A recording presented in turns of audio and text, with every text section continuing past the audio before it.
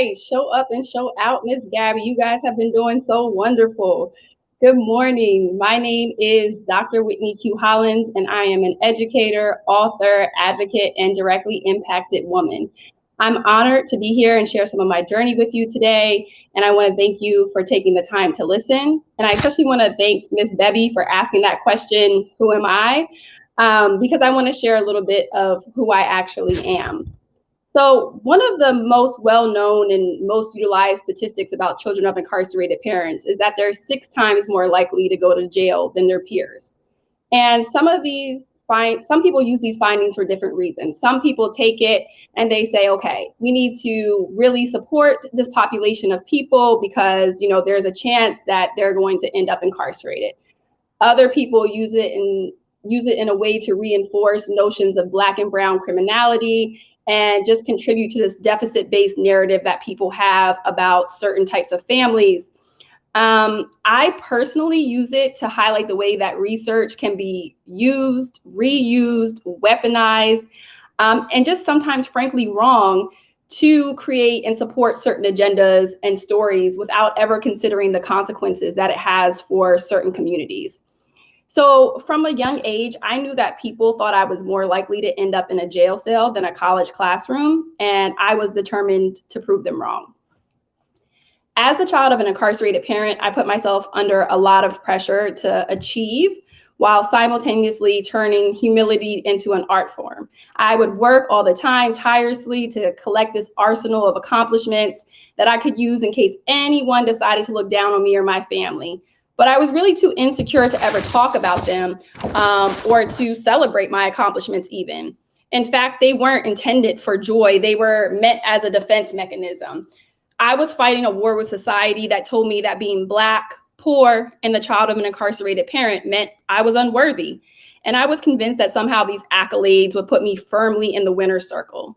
I was so concerned with external validation that I overlooked my inherent worth that I possessed since I was born.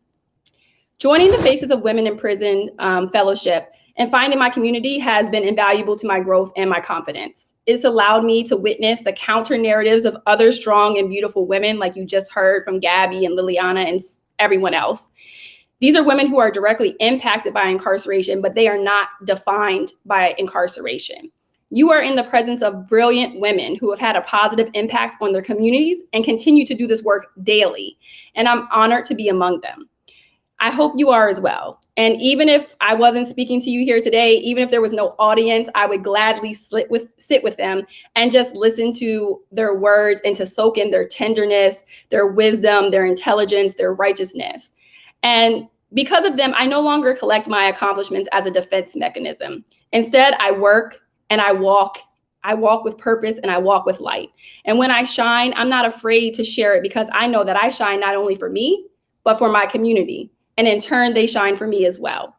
Because of the confidence I've gained through FACES program and the women present here today, I can proudly tell you that I am a directly impacted woman, but I am also a doctor. I completed my PhD in 2018, and I wrote a dissertation that highlighted the voices of children with incarcerated parents and their lived experience.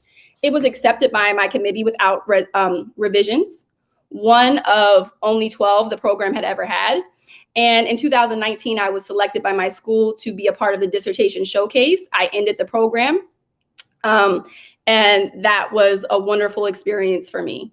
I'm also an author. I self-published a children's book titled Honest Test that features a young girl with an incarcerated parent.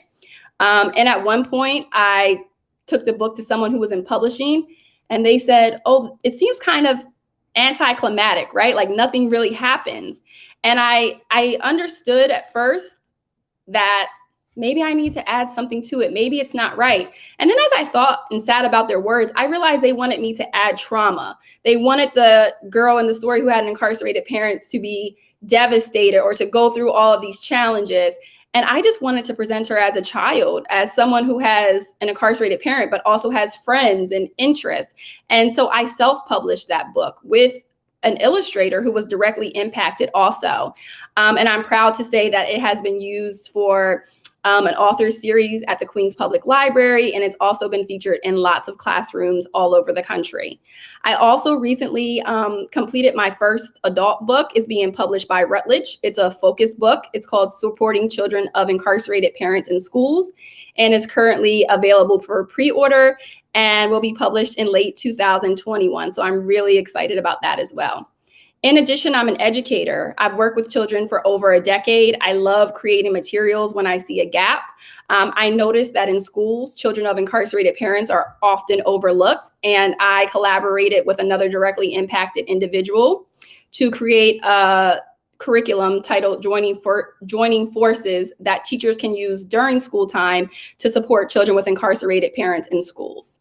I'm also an advocate. I've worked with numerous organizations in the New York City area, including We Got Us Now, Speak Your Truth, the Osborne Association, and Our Children. Because of this, I received a proclamation and citation from the New York Assembly for my work that focused on reforming the criminal justice system.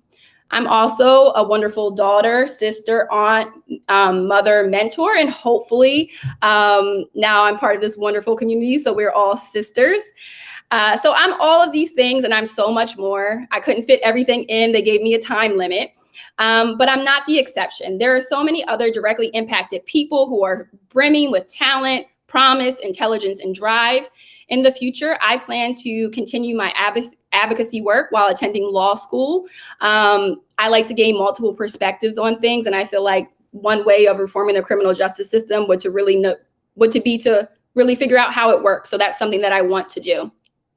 And just to end, I would implore you to support organizations like the Lady of Hope Ministries, who encourage people like me to walk in their purpose, to walk in their light, and to shine so that everyone could see. So thank you for listening, and it was great being here.